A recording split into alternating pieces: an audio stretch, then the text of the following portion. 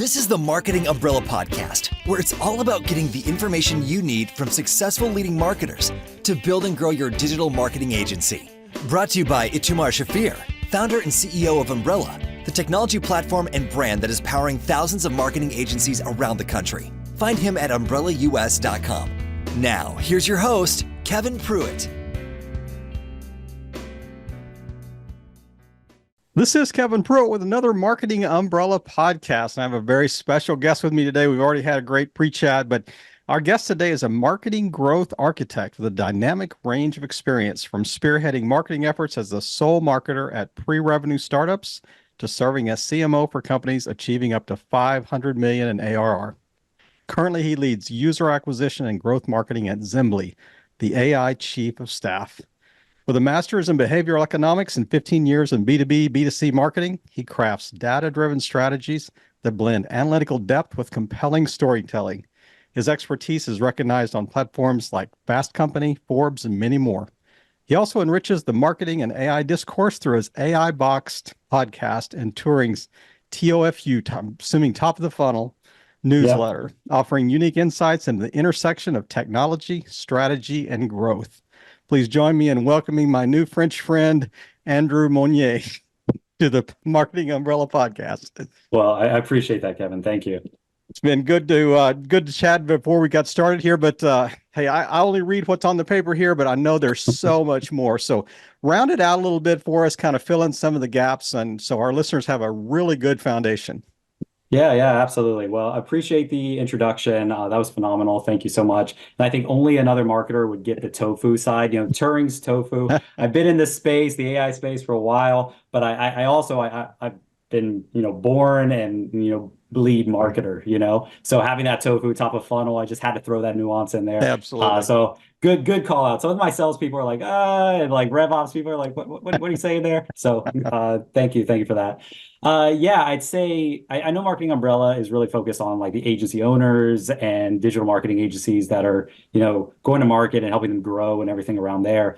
I actually started my career, that's one thing that wasn't mentioned in there, on the agency side. So I spent, I'd say in total, maybe 6 to 7 years with a marketing agency called ConsultWebs. And they're, I'd say, one of the oldest and largest legal marketing agencies in the US. So they've been around since, I don't know if it's 95 or 1999. So I know that cues a song when you say, 1999. But they were a phenomenal group. I started in SEO. Joined them as a contractor, and eventually moved up into different roles, building a creative team, building their consultant team, multiple roles before I jumped into the B2B SaaS tech world. Yeah. Well, there is so much there, and I hope that we have a chance to kind of unpack that in the next half hour or so. But I'm really curious. So, I mean, you've had an interesting kind of path leading you to Xembly. How did you land there, and what was your initial role, say, compared to what you're doing today? Yeah. So with Xembly, I've been always trying to figure out what the trends are. How have things evolved? Marketing and changed? zeitgeist, yeah. Exactly. The SEO that you do today is not the SEO that you did 15 years ago. Yeah. I mean, 15 years ago, you're doing blog placements, and I had like 150 to 200 of those placed per month with partners and everything that I've built out. And I'd have writers create small 500-word articles, and I just have my network and distribute them. You can do a form of that now, but it's not really adding as much value. And I wouldn't say is the best strategy to use. But as everything has moved, I worked at companies like Agorapulse, which was on the cusp of social media management and how it's growing. Went over to a company called Orbit, which is focusing on community and how there's community-led growth and everything around that space. So it helped me get exposed into that area. And then eventually with Xembly's in the AI space, and we all know AI has been around for a while. It isn't just since it's publicly come out as ChatGPT and people are using LLM models. It's been around for a while. And the founder behind the organization, the CEO, was actually the CEO of a company called Marchex, which was one of the earlier companies in conversational AI, maybe 10, 11 years ago. And he founded and co-founded that company and led it all the way to IPO. So he's been in the space for quite a while. So he was able to bring a lot of that learning, and then some of the other team members that I was talking to there bring in a very different perspective on AI and build out a platform that isn't just, integrating into ChatGPT and it's like, hey, we're just a different facade of everything being run on the back end. We have our own proprietary algorithms. Our CTO wrote a really great paper recently talking about, what does he call it? Task-oriented multi-party conversational AI. That's a huge word, right? Yeah. There's a lot packed into there. But the thing with that is when you look at the base of LLMs, it's one-to-one conversation. It's just you're typing in, even though you think it's like a group, it's like you talking to somebody, you prompt engineering it, that's it. What we've built is something that is truly conversational and looking at multiple people.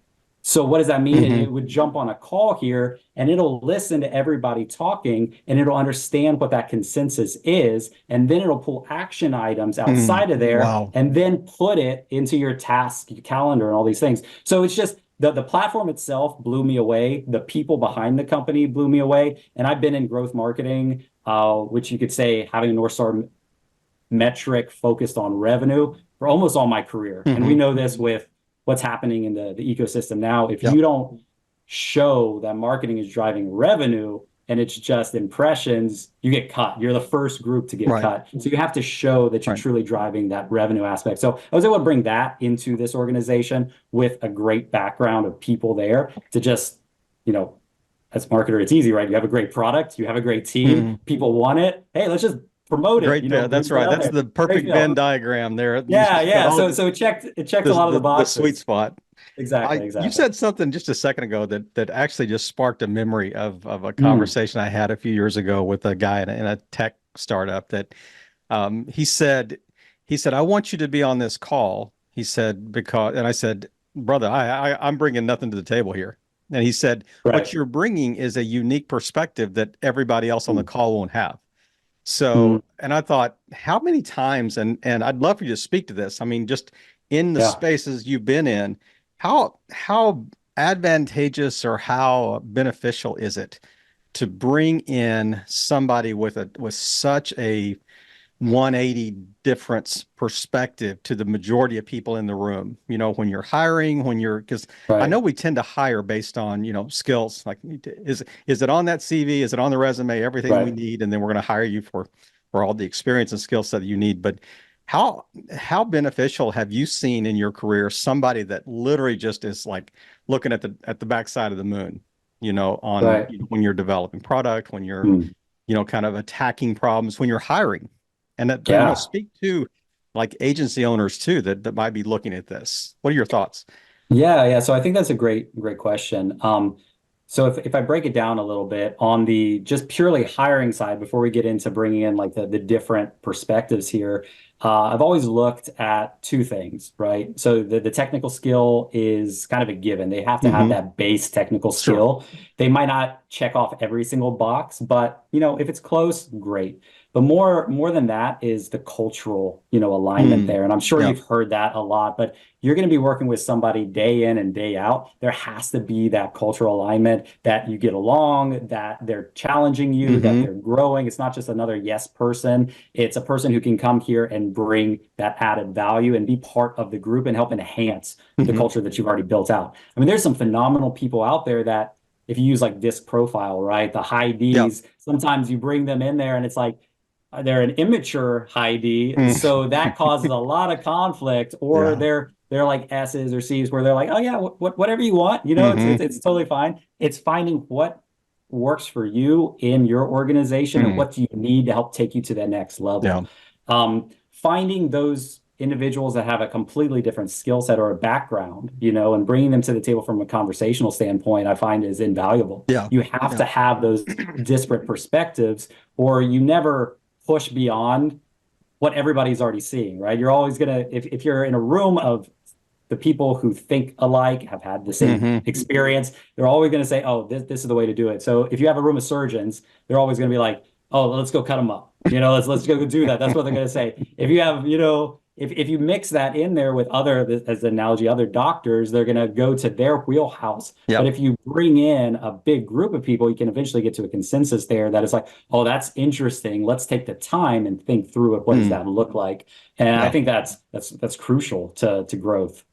It is. It's interesting. I mean, as you're describing that, I'm thinking you got to deepen the gene pool here. I mean, we got a very shallow inbred, gene pool. If everybody's, it's group think is all alike. But exactly, and exactly. it is that makes perfect sense. That it's much more probably applicable to like focus groups and group projects and things like that versus actually hiring somebody that's going to be with you 40, 50 hours a week. But right. Let's take a deep dive into Xembly. So okay. let's describe the product, the service, what's your USP, who's your ideal client? Sure, sure. So I guess to take a top level term and not go too technical like our CTO, did. We'll leave I that like to them. Yeah, yeah. I like to think of it as an enterprise productivity platform, right? And so that's still a larger term, but I think it encompasses quite a few bullet points there. When you think of a platform, you think of multiple tool sets or multiple items that you can handle within one suite. And for the enterprise, that kind of demonstrates demonstrates who our ICP is. We're only going after enterprise customers and we're working with enterprise people because we know the pain point inside there, and our tool, our platform gets the most value whenever it's used by multiple people as opposed to just like a one-off person. So I think the easiest way to explain it is if we go through like the cycle, of how people would use it on the day basis, right? So you can think of there's tools out there, and I'm not going to name them here, but everybody's probably heard of them. A calendar scheduling tool, and I'm not going to say the name, right? There's a bunch out there. But if you're trying to schedule something, you send out your calendar link. It's like, hey, can you book something on my calendar link? Here it is for you. One of the problems though with that is how do you book 7 people on a calendar link? You send that out, it's like turns into a survey. Exactly. It turns into you send it out, you kind of make up a day, and then you hope everybody can join, and it's back and forth and back and forth. And so that gets really, really complicated. So one of the first things that our tool does is, like you said earlier, a chief of staff, or you can think of an executive assistant. It is actually somebody like our tool or platform actually goes out there and looks through everybody's calendar. And if you're in the same org and you're all connected, it's like, okay, these are the availabilities. Cool, let's get everything like scheduled and set up. And it chooses those days and the times. And then it has the conversation with the people of, hey, did this not work out for you? Let me know if you want to rebook or schedule it. Something a human would actually do, but is also like mundane and time consuming and not something that you really want to spend 30, 40 minutes going back and forth. Well, how about this? How about this? So it's an expensive activity for somebody. It is high earner. It is, and that's why a lot of executives have chief of staffs. But it's being opened up, so it's not just the executive that gets this. This is, where a lot of us are knowledge workers, and so our time should be used on higher value things as opposed to just back and forth. How about 2 o'clock? How about 3 o'clock? How about this day? Like just it gets handled. You don't have to think about it anymore. So that's one of the first steps. But then you jump on that call. And you usually in group settings, you have somebody that, you round robin who's going to take the notes because nobody really wants to take the notes or last person hired. Last person hired. Hey, you're taking the notes, sit through there and make sure that you type them out so we all understand that format. And then you send them to us afterwards and don't miss anything, please. It's like, okay, so that's a whole person's time in there. And it's hard for them to be very interactive because when you're taking notes, you're just digesting it and you're writing it down. So our Xena, which is the name of our conversational AI, it sits there in the call and it figures out what's being said. It's recording it, of course, but then it's taking all those action items out of it. And then it's assigning those. That's the next step. After the call, you're not taking the notes anymore. It assigns it out to the individual people. So it knows, Kevin's on this call. Kevin said that he's going to do this by this next meeting. Great. And so that's one of the action items that are pulled out. And then it gets put on your calendar as a task. Or you could, if you use Asana or another project management tool, it can connect into that tool and, create your task list in there. So it covers all those things. So it's it's not just a point solution, which is just doing your calendar scheduling or just doing meeting notes or project management. It's the holistic suite that's handling all these different items. One of the cool things for our sales teams that they like about this is, salespeople don't enjoy having the calls and then writing up all their notes inside of Right. Salesforce or HubSpot afterwards. Yep. It's just a pain. They want to be on there. They want to have the conversation. Yep. They want to create that interaction and then like move on to the next call Hey, or it's send out not the just contract. salespeople. Right. I totally agree. It's a lot of It's a lot of people. And then you have the marketers. So you can think of like the agency owners say, hey, why didn't you put in these notes? What Yep. happened here? Yep. And they're like, oh, I'll get to it. So all these notes can get natively integrated into HubSpot or Salesforce. And so it gets pushed into that custom record for that, that prospect that they just spoke to. So And that's assuming another they're use case. editable too. Like, They are. I spelled names 100%. wrong, but I guess you have access to, kind of an address book or whatever. You could spell names correctly, in company Right. type thing. But so Right. that was a question I had as you were describing Yeah. this, is like, how does it identify the task? Is it identified based on role, or is it identified based on, I actually physically said I will do this, or you asked me during the meeting, Kevin, will you, by the next meeting, will you have this done, type thing? Yeah. Is that which one of those, are all the above? Yeah. So that's where I went to like that multi-party conversational AI. That's kind of the secret sauce, in that it sits there like a real person does, and it figures out when there has been a consensus. If there's, oh, somebody should get to this sometime, that's not really an action item. There's nobody taking ownership of it. So there's no way that even the note taker could assign that to somebody because there was no consensus there. So it'll have a note saying this was brought up, but there was no action item, taken from this. But if you're going through there and you're like, okay, yeah, for our next meeting, I'm going to make sure that, I own that, or, hey, somebody should do this. And then that person says, yeah, okay, I got it. This is under that person. It identifies that. And based off of when you log in through Zoom, you're entering your name. Also, if you log in through like Google Meets, again, it figures out your name on there and it'll assign that person saying this is the person that said they're going to take ownership. Yeah. So that's how it figures everything out based off of the consensus of the conversation. So I'm finally getting to the meat of the matter. That's why your last name had changed, because you didn't want any tasks after meetings. Exactly. Finally, the truth comes out. I mean, it took me 15 minutes to drill down and figure that out. Why that was. They can never assign it to Miller That's because right. hey, nobody has any idea who that guy is. He said who's every this meeting. Mounier guy? That's Yeah. right. I love it. So we're talking about, kind of the scheduling, note taking, action steps, project management, interacting with project management. What else will it do that you haven't kind of touched on?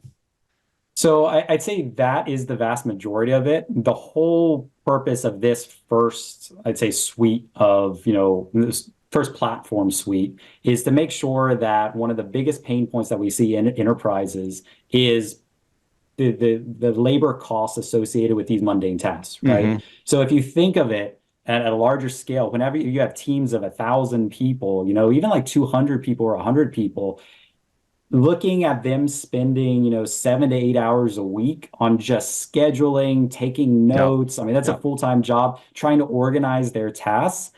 That cost savings adds up really, really quickly. We've done a lot of studies and we're finding that on average, we're saving individuals within teams, about 8 hours a week. Wow. So if you multiply that by a year, that's 400 hours saved. You divide that by, or multiply it by multiple team members in there that are using it. Maybe not everybody's going to spend 8 hours because they're not always in meetings and stuff like that, but that's our average.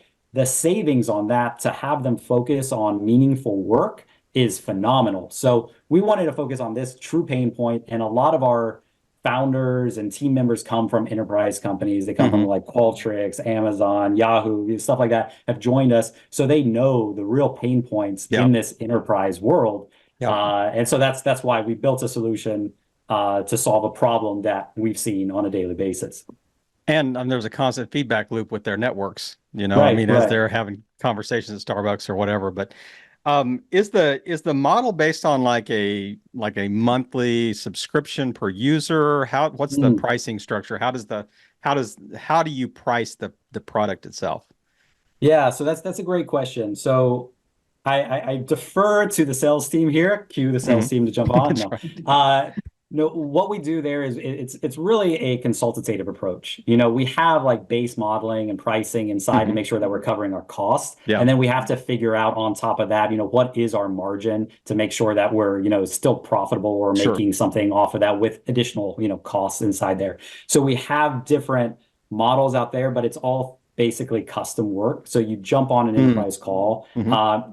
and you meet with one of our CS reps who walks you through how to set it up, and you go through an extended trial. Since we work with enterprise customers, on average, we're seeing, you know, 60 to 90 days for them to just trial it, to play around with it, make sure that they're getting the value. But I think one of our big differentiators is we're not leaning that product-led growth motion because we're not doing PLG and mass expansion. What we're doing is white glove onboarding. So Mm-hmm. with that, you're not getting hard sold at all to a salesperson. You're talking to a CS expert who's jumping on the call with you and figuring out, okay, what is your use case? What are you looking to get out of this? Yep. Let us help you custom set this up. And now play around with it, you know, Mm-hmm. for the next, you know, 60, 90 days and use it amongst your team and make sure that you are getting the value in that. So the price point is really different, you know, Mm-hmm. based off of who we're talking to and their use case, if they want custom integrations and stuff like that built in there. We have a lot of stuff out of the box that we've already built because we are enterprise focused. We've gone through all the like SOC 2 compliance, GDPR, blah, blah, blah, you know, all that fun Yeah. stuff, InfoSec requirements, you know, Right. good stuff there. But I'd say that's really the model that we've gone after, where it's we want to make sure that this is right for you. And if you just want a screen recording or a meeting recording tool, there's a ton of great companies out there, and Mm-hmm. we would encourage you to go there. If you want the holistic platform to handle all of this, yeah, we're built for that. We're Mm-hmm. not built to just be your point solution because transparently, you're probably not going to get all the value that you need. And Yeah. if you want to just Yeah. self-serve through it, again, you should probably use one of these other, you know, tools. Mm. I mean, it sounds like enterprise level is obviously, kind of your sweet spot, but Right. do you see a time down the road that this would have a broader use case? I mean, Hmm. I could see, a 5, 10 person company benefiting from this at some level, other than Yeah. trying to Zapier things together, on the back end and make it, we could do a little bit of this, a little bit of off the shelf this and off the shelf this, and thinking, okay, we Yeah. could kind of craft this and duct tape it together. But I mean, this is kind of like a whole, like you mentioned the word holistic, kind of a holistic Yeah. approach to meetings. And do you see down the road that could possibly be more just a SaaS play that has a broad use case? Yeah, I don't know, you know. I am from, and I spent quite a lot of my career in the PLG motion, so I understand that, and I like how you open it up and you get a bunch of people to like experiment with it and play with Hmm. it.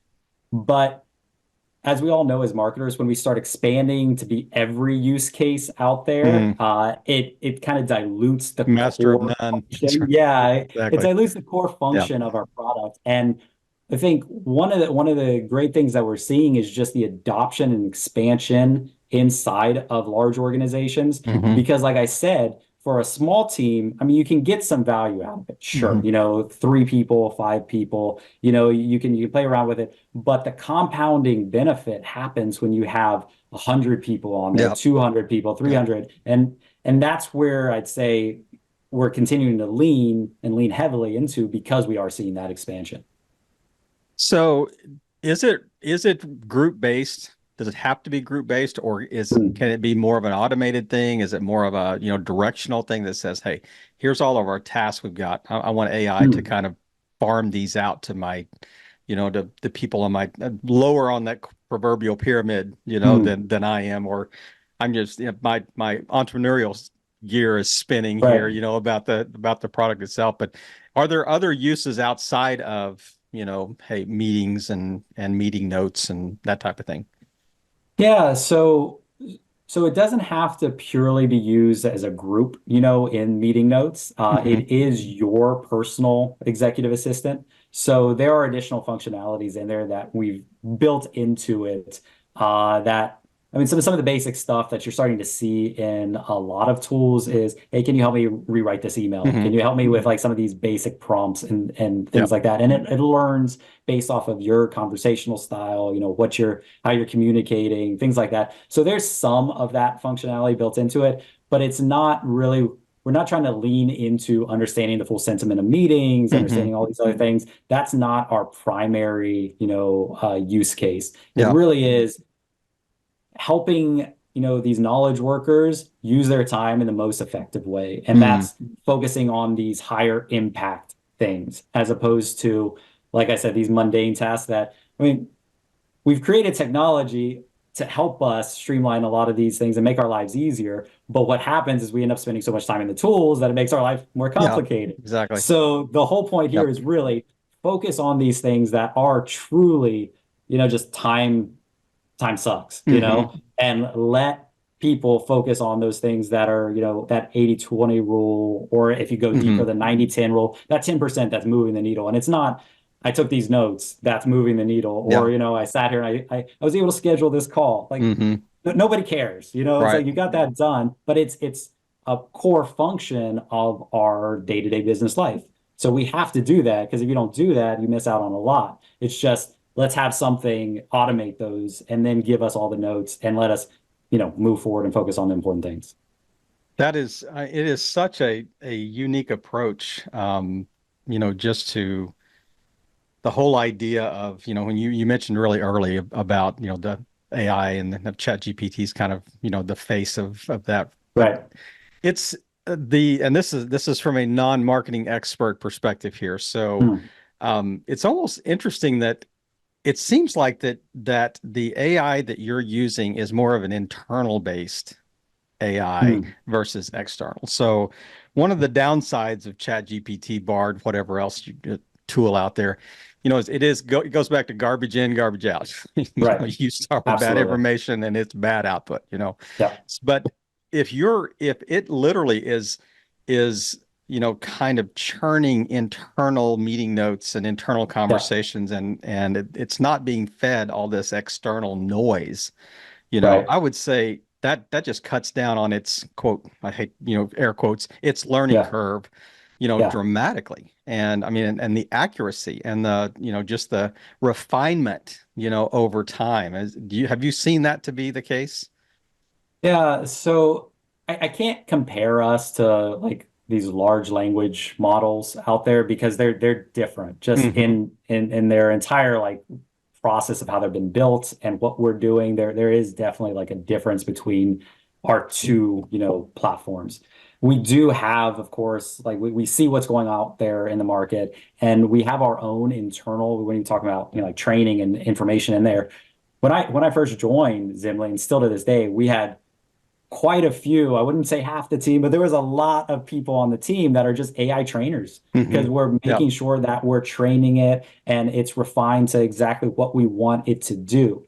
Um, with these other public facing models, like you said, uh, the input that you put in will depict what you get out. So if you're Sure. putting garbage, Yep. then you're going to get garbage here. With this, there's a lot of those constraints, that have been put on it to make sure that Hmm. it's being used in the way that it was intended Hmm. to be used. These open models are set up for you to do like everything, right? You Right. can start writing like history reports. You can, Hmm. jump into like all the LinkedIn posts. I mean, all these different things.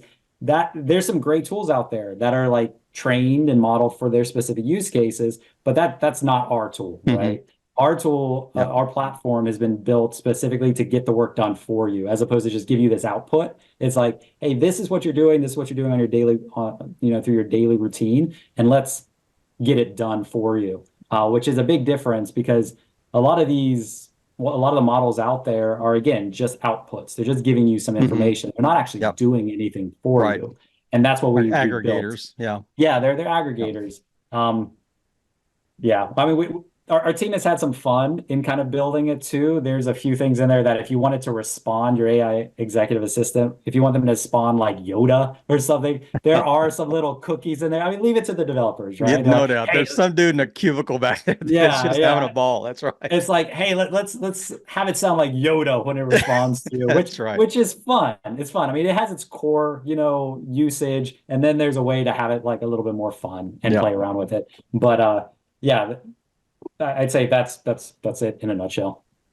That there's a couple more things that I want to touch on Yeah, before we yeah, kind of let's do jump it. into our rapid fire, Oh man. round. But one is I'm just curious what's been a surprise, maybe Hmm. even a recent surprise in the development of Xembly that you think, you know what, this is the assumption we made, and when we got into it, man, we were on the far side of right, on that assumption that this is what we found out later that was just such a shock, in the kind of the Hmm. process.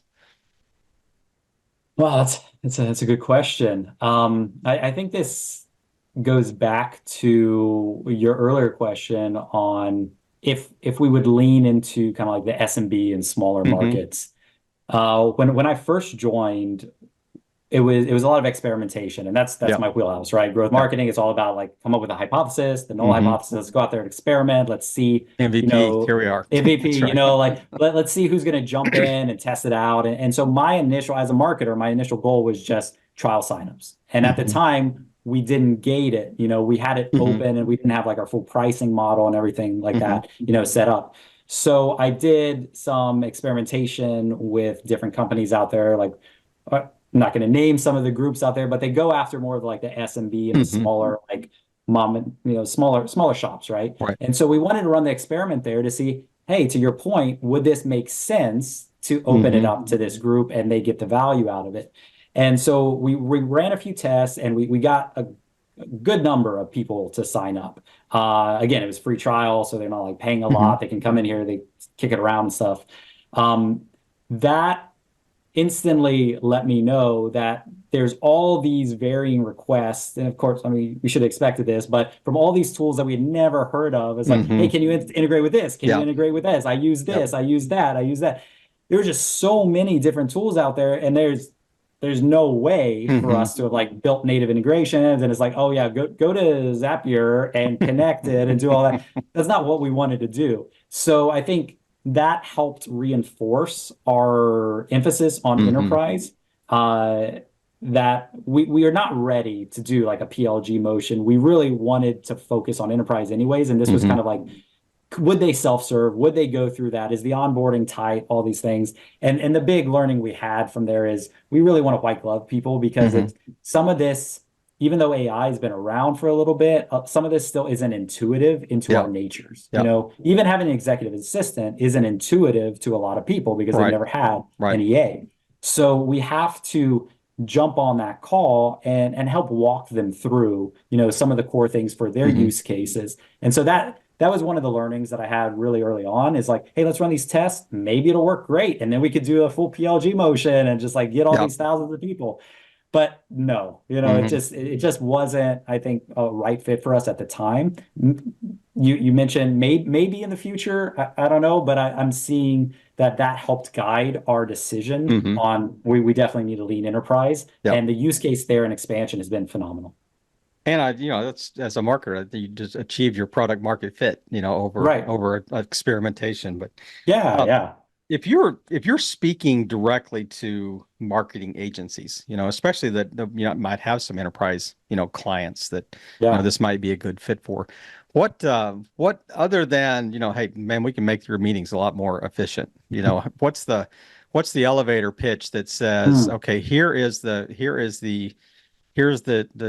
hook, Hmm. that would really fit these clients and might be, an addition to their portfolio that they're offering.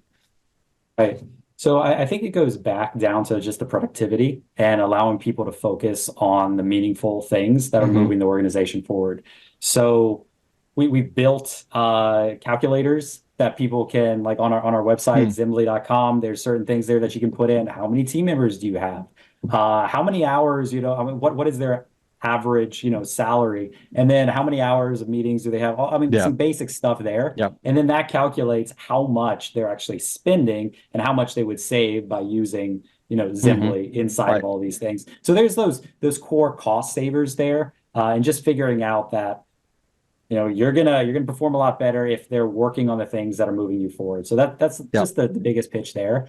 And it's really it's hard to hard sell anymore because that just doesn't make sense. It's like this is what we do. This is the value. If it works for you, great. Yep. And you see that. If it doesn't, and you don't really you want them to focus on scheduling and all that, cool, do it.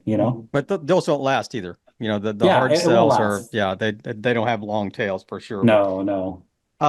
As this is I want to shift right now into kind of my favorite part of the interview, because this is Okay. the one you're thinking that these are just crazy disparate questions that make zero sense, but there is always a method to our madnesses here Awesome. at the Marketing Umbrella. But I want to ask you some rapid fire, just really quickly, just Okay. respond, and don't think about it, and very Oh, short, man. quick answers. Did you get along with your parents growing up? Generally, yeah, I did. I love that. That is such a couched answer for every guest. Mom's gonna be listening. Do you have siblings? I do. I have one brother and a stepsister. Any pets? Me, yeah. I have a miniature schnauzer. I'd say it's my wife's dog. That's right. It's the family's right. Kids? I have one 2-year-old, and I guess I'll let you know we have another one on the way. It's coming in October. All right, So, congratulations! And everybody at Xembly just cheered when they're going to hear yeah, this. yeah. So So that's now it's right. public. That's right. What time do you wake up on a normal business day About 7 a.m. and go to bed? 11:30, because it's the only time I have, after the kiddo goes to sleep Yeah, to spend with the wife. I So we get stay it. up a couple hours. I get it. Ideal vacation spot. Money, not an object. That's hard, but my heart's always been in Greece. So Mhm. Santorini, we lived there for like 6 months. I'd love to go back to there. Yeah. Intersection of faith and work. How does faith affect how you do work? And that you define this however you want to define it. Interesting. Wow. Rapid fire. It's hard to just respond It rapid is. fire on Yeah, that. that's probably not a fair question to put in the rapid fire round. Yeah. Yeah. So I think it just goes to being like a good human in general, and whatever you believe as like this is good, this is bad, your ideal morality and everything. So I think just aligning with your moral compass Yeah. and how that impacts you in work. And that's kind of how I try to, live my life. Whatever I say, I should be comfortable saying that in front of anybody, so it's public facing. And I think that's Yep. good advice for any marketer. I mean, what you're going to say, Yep. make sure that it's ready for anybody. So That's good life advice for sure. You were king for a day. What's one thing you would change about the marketing climate? ooh, more emphasis on distribution. Stop making content for content's sake and focus on the distribution. That's probably what I do. All right, man. These are great answers. I appreciate you taking time today. But Andrew, it's just been a pleasure to meet you and have this Yeah. conversation and really just to kind of hear the background, your background versus Xembly, and just the things that you guys have struggled with and kind of worked through, and where you've landed today. Is there anything that I haven't asked you about that you just like to kind of tie a bow around this, and then just tell people where the best place to find you online? I think you did a phenomenal job. I mean, we walked through quite a lot in this conversation, so I appreciate you having me on here. If you want to follow me, I mean, LinkedIn is the only platform I really use, so you can find me there, Yep. Andrew Mounier. I think the one thing that we referenced earlier, just so all the other marketers know, Mounier is my online name, so that I could rank from an SEO standpoint. So think of it as personal branding. I highly there you encourage go. everybody to personally brand. It has nothing to do with trying to avoid the IRS or Interpol for sure. No. I use my legal name for that, 100%. Exactly. Well, Andrew, thank you again for just taking time today and just sharing your expertise and the value that you've added to this conversation. Really just to help us help agency owners grow and scale their business through Marketing Umbrella. Andrew, thanks again. Have a great evening. Thanks so much. Take care. Thank you for tuning in to another great episode of the Marketing Umbrella Podcast, where we provide the information you need from successful leading marketers to build and grow your digital marketing agency. To learn more, go to umbrellaus.com.